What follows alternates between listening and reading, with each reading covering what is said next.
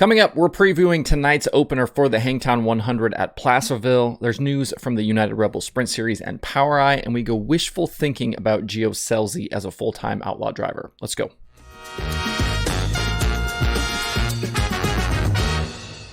Today is Thursday, November 18th, 2021. Welcome into Dirt Tracker Daily. I'm Justin Fiedler. The USAC Midget West Coast Swing continues tonight at Placerville Speedway for the opening day of the Hangtown 100 weekend. There's a lot to watch for this weekend, including the ongoing championship battle, plus you'll have Larson and Chase Elliott in the field. Larson is the defending event winner from back in 2019, and he'll be looking to win again at Placerville, a place he calls his home track. The three-day event will feature a format similar to Trophy Cup with prelim feature events Thursday and Friday, each of which will pay $5,000 to the winner. That leads into Saturday's 100-lap main event that will pay $20,000 to the winner. The champion of the three-day points total will win an additional $12,000.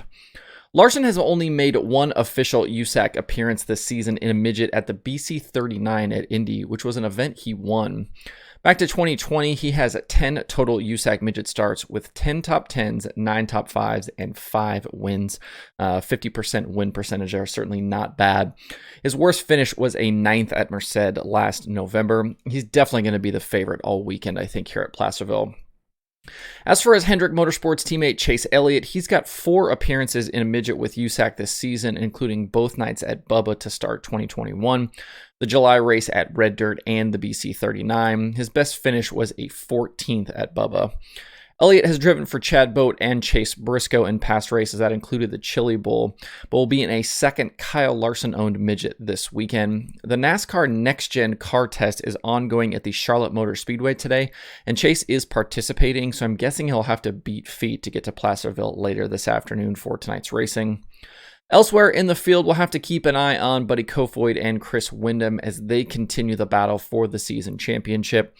Kofoid enters tonight with a 4-point lead over Windham with 6 race nights left. I'm assuming all 3 nights at Placerville are full points, even with the differing format. Normally, when an event doesn't pay points or is a feature or show-up points only event, it's marked on the USAC schedule page, and these 3 nights are not marked as so. Buddy is currently riding a streak of 17 straight top 10 finishes, with Windham on a 10-race streak himself. Justin Grant has also been fast lately, winning at Arizona Speedway and having the 3rd best average finish in the series over the previous 5 nights.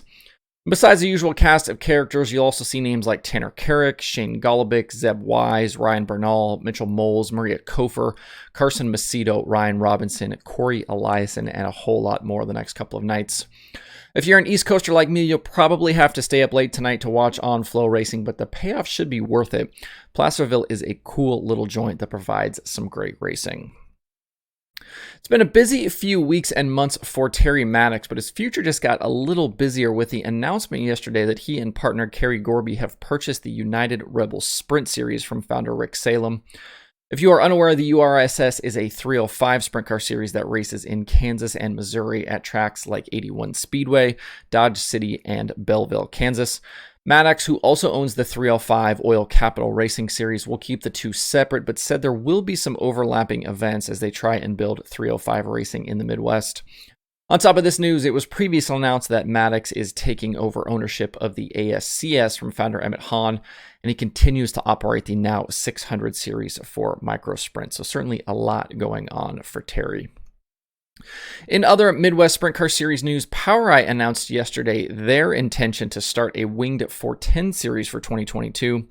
The release says the series will focus on the Missouri Valley area with somewhere between 20 and 35 events for next year, with racing centered around Lake Ozark Speedway. It sounds like there's still a lot of details to work out here, but they will utilize a standard pill draw into qualifying for heat races format. We don't yet know a schedule, the points payout, purses, rules, or who might compete. POWRi currently sanctions National and West Midgets, several sprint car divisions including War plus Microsprint and other action. It'll be interesting to see how this all fits together and plays out. There's already a decent amount of 410 racing in this general area with things like MOA, the IRA comes south once in a while, plus all the weekly tracks, and Knoxville's only really 250 miles from Lake Ozark, for example. POWRi and Kenny Brown, though, must feel pretty good about it, but you have to wonder on the surface if there are enough cars to support more 410 races in this area. We'll definitely have to see how this plays out. For more information on POWRi, visit POWRi.com. That's POWRI.com. I saw somewhere recently where people were talking about their wish list of full-time drivers next season for the World of Outlaws Sprint Car Series. And going through some stats in the analytics section of DirtTracker.com, one driver I'd like to see full-time as an outlaw in the future is Gio Scelzi. I don't think it'll happen next year, as I think the KCP team will continue to kind of run a pick-and-choose schedule. They'll focus on Knoxville a lot and then wherever else they want to race. But hopefully it's something we'll get to see in the future. And I think it's important to remember here that Gio is only 20 years old at this point. But since 2018, Gio has 122 outlaw starts and has gotten better every single year. In limited starts in 2018, 2019, and 2020, his yearly average finishes were 12.33, 12.89, and 12 even. He picked up 2 wins along the way and plenty of top 5 and top 10 finishes. 2021, though, was a sizable leap forward, and it coincided with more starts for Gio than ever before. He appeared 49 times out of a possible 78, which includes the Knoxville Nationals. And even in a year in which he had 3 different crew chiefs, they were Tyler Swank, Bernie Stubjen, and Dylan Buswell, he picked up another win and had 12 top 5s and 29 top 10s. It resulted in his best season-long average finish to date at 9.71. If that average finish played out over the course of a full season, Gio would have finished 7th in the standings with the Outlaws this year, right in front of James McFadden. J-Mac actually had a better average finish than Scelzi, but don't forget he missed 6 nights at the beginning of the season.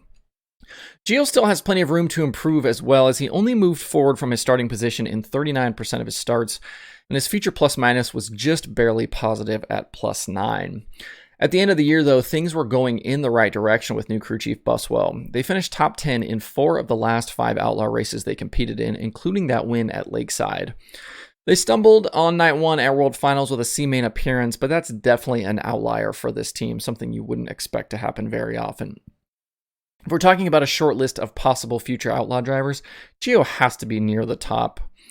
Now let me pose this question to you. Who is a driver or two you think could compete next season on tour with the Outlaws? Obviously, right off the top, somebody like Tyler Courtney comes to mind here as well. Drop me a comment and let me know your thoughts about this topic. There are 2 shows on the streaming platforms today, both of those happening on Flow Racing. They have night 1 of the Hangtown 100, like I just mentioned, from Placerville. They also have Flow 24/7. To see the full daily streaming schedule with links to watch, visit dirttracker.com/watch tonight. And if you missed it from yesterday or this morning, I posted a new Dirt Tracker Conversations episode, this one with USAC Sprint Car Champion Brady Bacon. You can find that in the podcast feed and on the YouTube channel, so check that out today if you haven't yet.